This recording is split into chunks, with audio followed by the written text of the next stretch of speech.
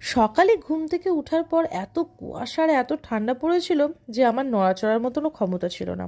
কিন্তু কি আর করা যাবে, অফিস তো যেতেই হবে। স্টেশনে এসে স্টেশনে এরকম অবস্থা দেখে ভাবলাম ওয়েদারটা একবার চেক করা যাক।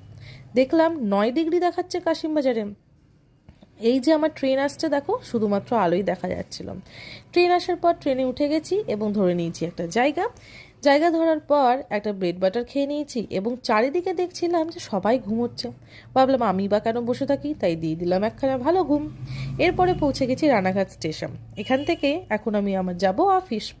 আজকে স্যাটারডে, হাফ ডে, তাই অফিসের কাজ কমপ্লিট করে নেওয়ার পর এখন আমি বসে আছি স্টেশনে ট্রেন ধরবার উদ্দেশ্যে। শনিবারটা আমার কাছে খুব স্পেশাল দিন, কারণ সারা সপ্তাহের পর এই একটা দিনই যাই আমি হাজবেন্ডের কাছে এবং ছেলেও তার বাবার সাথে দেখা করতে পারে।